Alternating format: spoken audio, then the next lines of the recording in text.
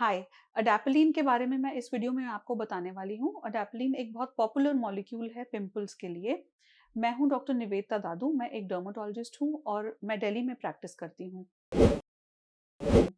तो अडेप्लिन एक रेटिनॉइड है। ये 0.1% जेल के फॉर्म में अवेलेबल है और इसे स्किन पे लगाने से पिंपल्स में इम्प्रूवमेंट आपको दिखेगी। तो इस वीडियो में मैं वो कुछ इम्पॉर्टेंट बातें अडेप्लिन के बारे में बताने वाली हूँ कि उसे कैसे सही तरीके से लगाया जाए और क्या बातों का आपको ध्यान में रखना है ताकि आप इसका मैक्सिमम बेनिफिट उठा सकें और आपको इससे साइड इफ़ेक्ट्स भी ना हों। अडेप्लिन एक रेटिनॉइड है और अलग-अलग तरह के रेटिनॉइड्स होते हैं, जैसे ट्रेटिनॉइन भी एक रेटिनॉइड है और ट्रेटिनॉइन कैसे अडेप्लिन से अलग है, वो ये कि ये अलग-अलग रिसेप्टर्स पे काम करते हैं और जिसकी वजह से इनके अलग-अलग इफ़ेक्ट्स होते हैं।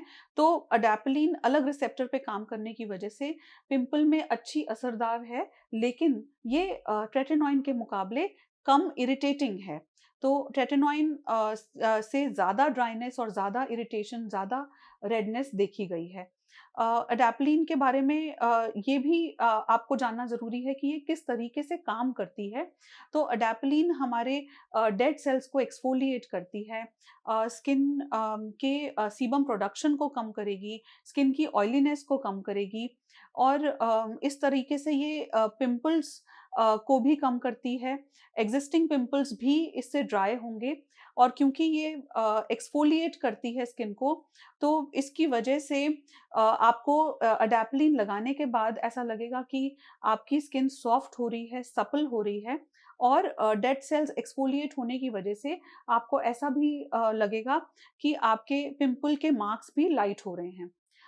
एक और इम्पॉर्टेंट बात कि अडेप्लिन अलग-अलग कॉम्बिनेशंस में भी अवेलेबल है इंडिया में। तो ये प्लेन अडेप्लिन या अडेप्लिन विद क्लिंडामाइसिन जो कि एक एंटीबायोटिक है, या अडेप्लिन विद बेंजोइल पेरोक्साइड जो कि पिंपल में और ज़्यादा अच्छी स्ट्रॉन्ग है, लेकिन उसका इरिटेशन पोटेंशियल भी ज़्यादा है।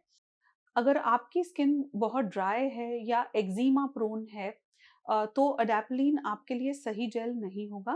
तो ऐसे में ये ज़रूरी है कि आप अपने डर्मेटोलॉजिस्ट से मिलें और कंसल्ट करके ही आप सही पिंपल क्रीम का इस्तेमाल करें। इसके अलावा प्रेगनेंसी में भी ये क्रीम सेफ नहीं है।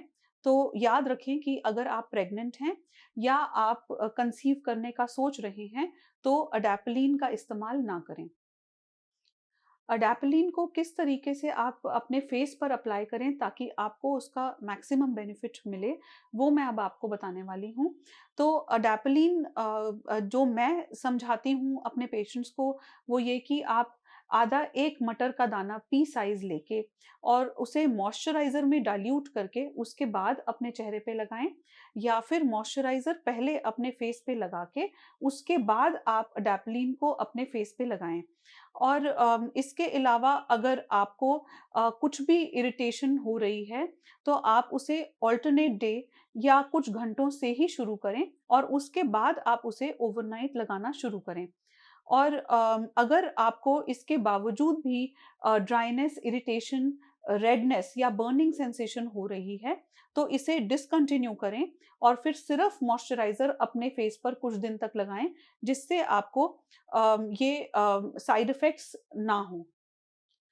एक और इम्पॉर्टेंट बात, अडेप्लिन लगाते समय ये ध्यान रखिए कि इसे आईज़ के पास, लिप्स के कॉर्नर्स में और नोज़ के कॉर्नर्स पे ना लगाएँ, क्योंकि इन जगहों पे अडेप्लिन लगने से आपको और ज़्यादा ड्राइनेस, इरिटेशन और बर्निंग सेंसेशन हो सकती है।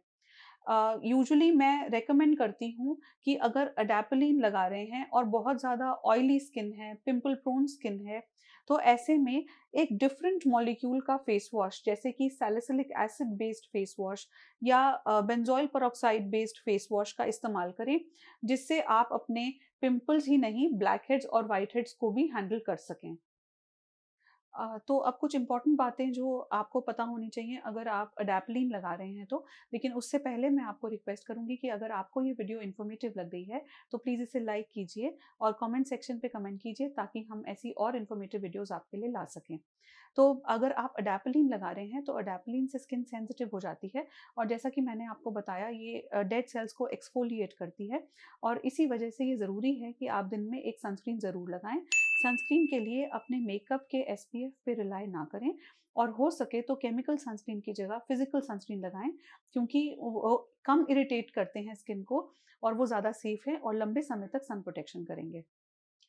अगर आप कुछ पार्लर एक्टिविटी का सोच रहे हैं, जैसे कि थ्रेडिंग या फेस वैक्सिंग या ब्लीच और या फिर अपने फेस को स्क्रब करने का सोच रहे हैं, तो ये बहुत ज़रूरी है कि उससे 5 से 7 दिन पहले आप अडैप्टलिन जेल को डिसकंटिन्यू कर दें, क्योंकि अडैप्टलिन जेल से स्किन में ड्राइनेस बढ़ती है और उससे स्किन की सेंसिटिविटी बढ़ सकती है।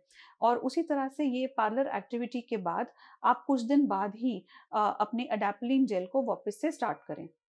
अगर अडैप्टलिन जेल के ठीक तरह से इस्तेमाल के कुछ हफ्ते बाद भी आपको इम्प्रूवमेंट नहीं लगती, तो ऐसा हो सकता है कि आपको कोई अंडरलाइंग इशू हो जो अनडायग्नोज्ड हो, अनट्रीटेड हो, जैसे कि ये एक हार्मोनल एक्ने हो सकता है, जैसे पीसीओडी, पॉलीसिस्टिक ओवेरियन डिजीज या थायराइड की वजह से एक्ने, या फिर हो सकता है कि आपको डैंड्रफ हो जिसकी वजह से आपका एक्ने रेकरेंट है।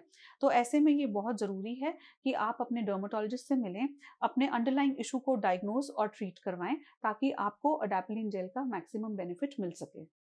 जैसा कि मैंने वीडियो के शुरुआत में बताया, अडैप्टलिन कुछ अलग रिसेप्टर्स पे काम करती है और जिसकी वजह से आपके लिए ये भी जानना ज़रूरी है कि ये ट्रेटिनोइन की तरह एक्ने के स्कार्स, एक्ने की पिगमेंटेशन और फाइन लाइंस और रिंकल्स में उतनी असरदार नहीं है जितना कि ट्रेटिनोइन है। आई होप आपको ये वीडियो इन्फॉर्मेटिव लगी। प्लीज़ इसे लाइक कीजिए और अपने फ्रेंड्स और फैमिली में इसे शेयर कीजिए और स्किन और हेयर से रिलेटेड और इन्फॉर्मेटिव वीडियोस के लिए हमारे यूट्यूब चैनल पे सब्सक्राइब कीजिए जिसका नाम है दादू मेडिकल सेंटर और बेल आइकन पे क्लिक कीजिए ताकि आपको हमारे वीडियोस की नोटिफिकेशन मिल सके।